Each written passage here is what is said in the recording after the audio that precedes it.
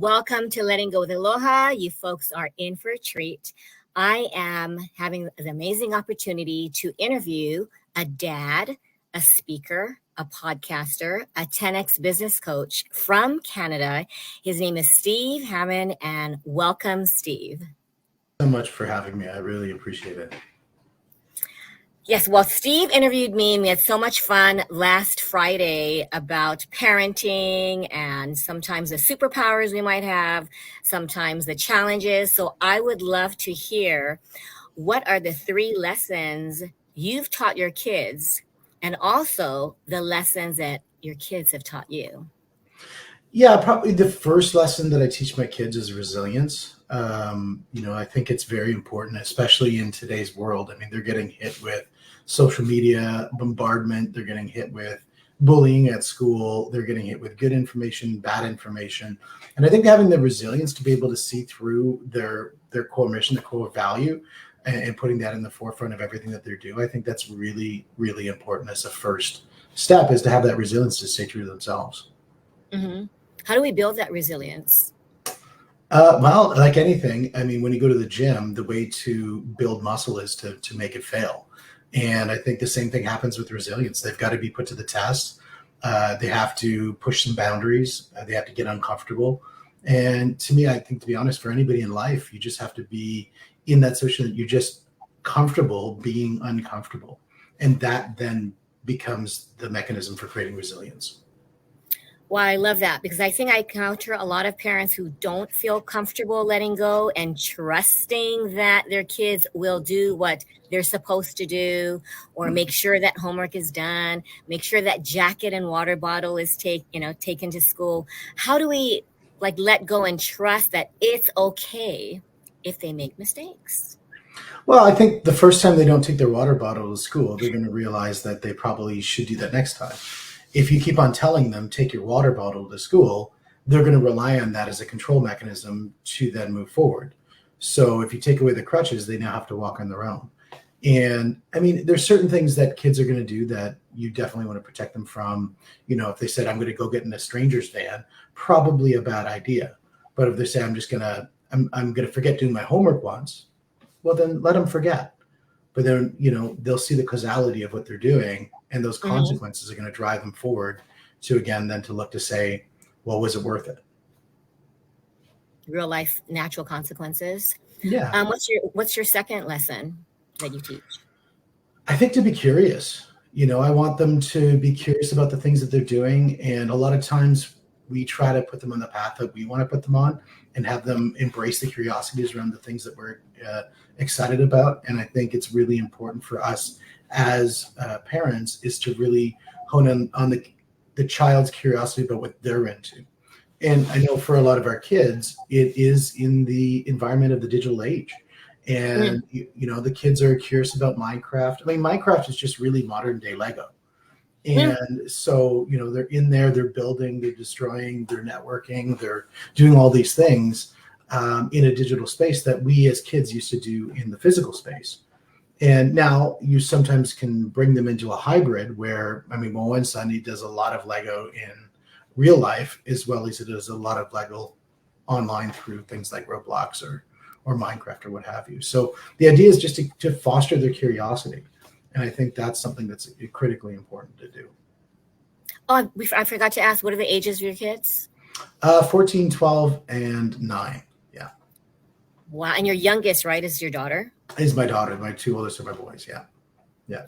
So any particular lesson that you find yourself teaching your daughter, especially in this, the dynamics where sometimes, girls, is it different raising your daughter versus they're very different. And even the boys are very different. I think all the kids, have their own unique lens on the world, and they're great at certain things and not so great at the others. I mean, my daughter's very good at staying organized. My daughter's very good at staying engaged in school. She's very good at, if you give her a task to get done when it's at school. She's not so good at the tasks at home. She looks around at the boys because they're older and she's like, yeah, you guys can do it. And so, that's a little bit of a different situation where my middle son, you assign him something, he gets it done. My oldest he'll forget. And so each of them are just a little bit different in the way that they do things. But I mean, they all bring some excellence to the table as well. So how do parents learn how to parent differently depending on, the child? Every child has their own language, love language, just the way they think and process. Like, because you ever find some parents are like, why did I mess up on this one? And this one is fine. It's not a matter of messing up. Like, how do they understand that it's not a cookie cut formula, right? Well, I think just like when we interface with adults, if you want to be truly successful as interfacing with adults, you're going to understand there's different types of adults. And there's a system that we like to use in our businesses, which is the DISC profile. And the DISC profile allows you, it's an index to be able to help you understand the different types of people that are out there. If they're high D, they're very dominant. They like to get stuff done, very task oriented. If they're high I, they're very gregarious in their personality. They love to socialize. If they're high S, they're very much into stability and keeping things structured. And if they're high C, they're very much into detail. Well, the same thing applies with kids, is they have different personas. And if you go to what their language is, instead of trying to bring them to your language, I think you're going to be able to communicate with each of them a little bit differently. My one son, I know that he never lies to me. He never does. His whole thing is he never lies. So I use that as part of our model is, look, I understand that you don't lie. And so what I want to do is bring the truth out of what you're talking about, because he might just perceive what he did is different. So it's not necessarily as a lie, it's just a perception issue. And so by fundamentally supporting his inner person, that makes it easier. And then speaking in the language that he speaks, make it easier. My older son, he's very conceptual. So I have to hit him on the conceptual side and get him, in tune with that number one, I believe him and that sort of thing. And then I believe, what he's doing, and I believe the concept. And my daughter is bring the fun out. And so she's just, she's just a bundle of happiness and joy. And so that is something that really works with her as well. It's just, focus on the happiness side of things and get a momentum going. And she's just, once the inertia is kicking in, she goes full tilt. Wow, that's very deep thinking, when you think about it, because some parents are like, you know what, it's X, Y, Z, and then we will do, these are the results that we get. And then they get frustrated. I had someone say, like, why am I constantly being disappointed? Absolutely. I think if you think of the domino effect is very interesting in the sense that you could have a domino that's, the size of a normal domino. And just by pushing over that one little domino, you could knock over a room of 1,000 dominoes. Like the amount of energy that's required to do that is massive. I think it's like doing, like, one of the largest domino knockovers was like 100 people doing 100 burpees or something like that. It was just a massive amount of energy. You could also take a domino and being of that size, I think by the 87th domino, you could, as they scale up by a third, you could knock over a domino the size of the Eiffel Tower. And so the same thing applies with kids, is if you look at the inertia that you can win with them, if you win something small, let that then build to the next thing. Don't try to go for the big thing first. Work on the small thing and let those wins build up to bigger wins with them. Wow, that is very powerful, because I think sometimes is it like a misperception that we see, we're disappointed because we expect this and then they don't measure up. They just might have different goals. And just because it's your goals doesn't mean it's going to be their goals. So you have the perception that they've got to get a 90% in math, or you've got a perception that they have to get, win that tournament or whatever else it is. They have the goal maybe just to have fun, or maybe when they go to school, they have the goal to just socialize with their friends. So their goals are just not aligned with your goals. So I think first, just like when we're talking with staff or anybody else, you have to get that goal alignment. And in order to get that goal alignment, you have to understand their goals first. And they might be just very different than what yours are. Wow. Well, let's take a little break, and I would love to find out how we determine what our kids' goals are versus our agenda. Because I think a lot of parents, I've heard parents say, wait, this is non-negotiable. They are going to do XYZ activity. And the kids are like, I don't want to. And there's more to come. Stay tuned. Thank you.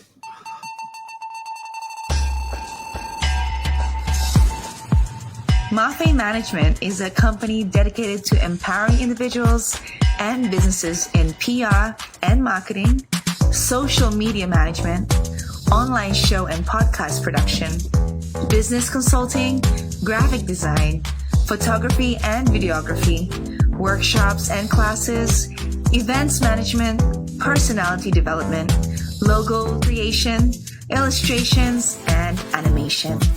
In working together to turn their dreams into reality.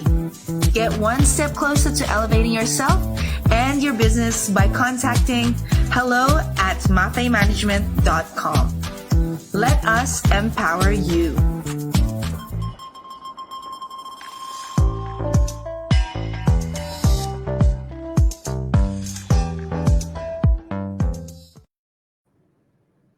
So enlighten us, Steve, because this is the number one, I think, challenge a lot of parents ask, like, why don't they just do what I tell them to? Life would be so much easier.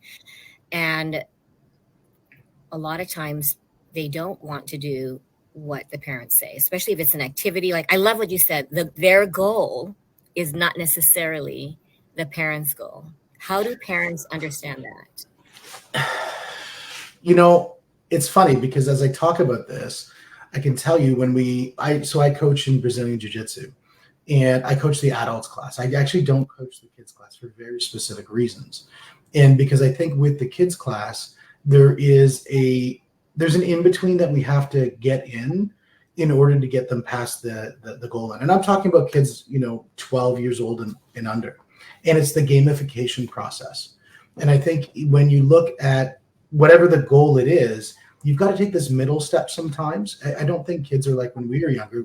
It was like, look, we're going to bring out the strap. If you don't do it, you're going to get the strap and that's it. And you're like, okay, by fear of the strap, I'm going to move forward and get things done. Well, parenting isn't done that way. At least it's probably not supported to be done that way these days. So it's more of we need to gamify the process a lot to help them get into it. Kids are amazing at getting things accomplished. Just if you watch them play Minecraft or Roblox or whatever game they might be playing online, they're given a series of tasks. And those series of tasks they have to complete to get to the next series of tasks. And then they complete those to get to the next series of tasks. So they have that ability to be able to do it because they have a goal in mind of where they want to get to. So all it is just saying, okay, how do we then take that same process of what they're doing that they've sort of built in them to achieve things and just align that with the next one. So if, for example, it's going to the gym or if it's getting the math homework done, it's finding the way to say to them, look, if you want to get to here, you need to do this. A great example is my son does all my social media stuff. And so every 25 subscribers that get into my YouTube channel, at Steve Hamoen is the YouTube channel. And so everybody's 25 subscribers that get there. So if you want to support my son, click on that. He gets paid $1. And so now he's sort of seeing that it's a results-based activity that he's getting paid for rather than a time-based activity that gets paid for. And then he can focus more on results. And so a couple times he kind of lollygagged about getting things done. And then as things started happening, he went, oh. And then he would say to me, I think I'm going to rob you with this. You're going to have to take out a loan to pay me, because he was so excited about all the followers that are starting to connect.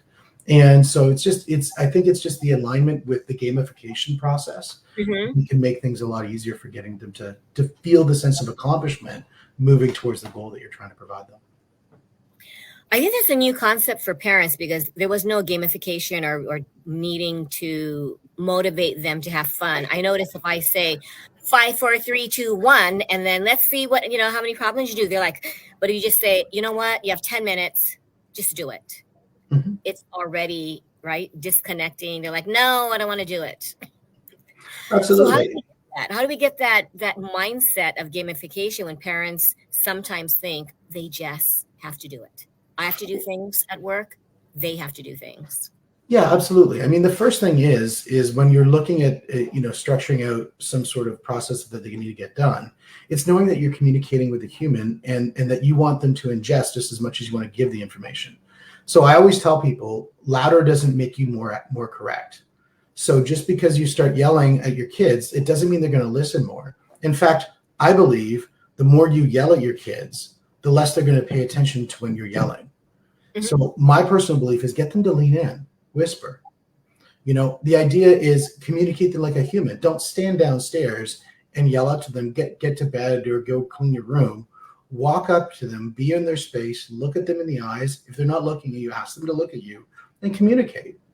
And communicate at a decibel level that communication requires. Even if you think you're not yelling, your voice just might be loud. Yeah. So, it's one of those things where communicate in a way that they'll respect it. So that, I think, is your very first thing. And then the second thing is asking them, the value of, what do they feel the value of that task is? So then they can then verbalize what they feel the value of the task is. And that's something that I think can help with anybody to bring things into light as to, does it actually make sense to them? So if they don't see value in the task, say it's homework. Some of my kids say, I don't think we should continue past 6th grade. It's just boring and useless. Mm-hmm. What's the answer for that? I agree with you. I think if you always agree with somebody, they can't argue with you. And so the idea is, if you get into agreement with them, is you're right. Homework sometimes doesn't feel like it is any of value. Like understanding the life cycle of the Australian tree frog isn't going to be something that maybe you're going to use later in life. But the idea is the mechanism of what you're learning, the style in which you learn, is when you get off to university or any other higher learning, or even if you're in a work environment, if you don't have the tool sets to be able to learn effectively, it's going to fail you later in life. So what are your goals that you want to do later in life? What are you doing right now in some of those other applications, such as you're learning this video game? Like some of my kids, they hate certain elements of school with their computers that they do, but they love programming in Scratch. Mm-hmm. And so it's trying to create those connections to say, here's how this will benefit that. Any lesson that your kids have taught you? Any lessons that my kids have taught me?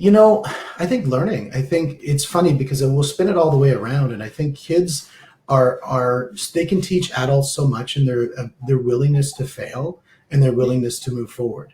And you look at a baby, and a baby's able to lie on its back and just poop and cry for food. And then, not less than a year, it's walking and talking back at you and telling you no. And so in that small frame of time, you think of the mechanical learning that they went through, the oral learning they went through, just the mechanics of understanding a new language. They did all of that in a year. And then you should look in the mirror and look at yourself. Well, what have you done? What have you done to improve yourself? Because a kid did this in a year. What have you done to improve? Ooh, we should all ask ourselves that. What about improving connection and communication? Can you share about the board games that you folks play and just adding just simple fun, right? Absolutely. I think sitting around a table playing a board game, I think, is one of the most exciting things for me to do with my kids, because I can see how they process things. I can see how they negotiate with things. We play one board game. It's called Munchkin. Munchkin, it basically brings in chaos. It has really very loose rule sets, and it's something that is really, it's a kind of a dagger in the back kind of a game, and it's a lot of fun to really just get them kind of thinking how to negotiate really what we deal out in the real world. And then there's games like, I think it's like Taco, Cheese, Goat, whatever. And you're telling me about that one. Yeah, and it's just like pandemonium. And so everybody's freaking out, everybody's laughing, everybody's having a good time, and you're tired after playing the game from laughing so hard. And so it's just one of those fun things to do. And then we would play an online game like Jackbox, which is a game of just creativity. And you're sitting there side by side, and you're kind of drawing or typing funny answers, and it just kind of gets them engaged. So you're playing in the digital space with them, you're playing in the physical space with them, and you're just getting them really to solve riddles. I think the other one that's great is escape rooms. If you can ever get your kids into escape rooms, man, that is just a really good way to get them to embrace critical thinking. Wow. So finally, what do you think parents who are frustrated can do today to just decrease that frustration and increase peace? I think embrace chaos. I don't think search for peace, search for chaos. And because if you're searching for peace, you're never going to find it. And in fact, it's probably not going to be a good thing for the kids anyways. I think chaos is where things are found. I think disagreement is where things are found. I think we're just always trying to just make things a level field. When they get into the real world, they're going to find something totally different. That's why I believe martial arts like a Brazilian jiu-jitsu, Muay Thai kickboxing, or whatever else it is, where there's good sense of conflict, and there's good sense of self-development. I think it's really important. I think being able to navigate verbal conflict and demonstrating that you can have Socratic dialogue, just kind of, that you can have a Hegel's dialectic kind of a connection with people. I think that's really important to put those things into play, because then your kids are going to watch you communicate that way, and they're going to resonate that when they talk to people outside, either friends, teachers, or peers at work. Wow, that is I think that's the best parenting advice ever. Because I think everything is like, I want peace. I don't want chaos. How do I get less upset? But if you embrace the chaos and it's not something you avoid, you're naturally preparing your children for, which is what I think our job is, to prepare them for adulthood, like when we're not there. But I just realized all this time, they're like, okay, we need to do this so that you don't argue. We need to do this so that, you don't engage in conflict. Embrace conflict. Absolutely. Embrace conflict. I think John Danaher, who's he was the coach of George St. Pierre, one of the best UFC fighters of all time. And he's the coach of Gordon Ryan, one of the best jiu-jitsu players of all time. What he says, the wonderful thing about jiu-jitsu is it helps you make decisions under stress. Because the thing is what happens is when we go into a position of stress, we're never operating at our highest level of training. We always degrade to our lowest form of training. So if we can amplify our training so our baseline is higher than with the area, the concern that surrounds us, we're going to operate at a level that's going to find success. Otherwise, we just fall into peril, and we go into emotional outrages, or we go into things where we just don't aim for success. And I think that's extremely important to know that we need to be able to operate under stress. And the more comfortable we get with being uncomfortable, the better we're going to be able to perform. What a great way to end. I think that's what my goal is to help parents understand that, because they think, okay, once we get through this, I can relax. Absolutely. And then peril, and then, oh my gosh, what are we going to do? But you're right. They react because they're not used to, they don't want stress. We all avoid stress. But you're saying if we embrace it and we look at it as an opportunity, you're mentioning building resilience, an opportunity to actually prepare yourself for conflict in the real world. Because when you're in the work environment, you're not going to be at peace. Probably. No, exactly. And games like Munchkin help you really create the chaos in your house. And because it's just a really psychotic board game.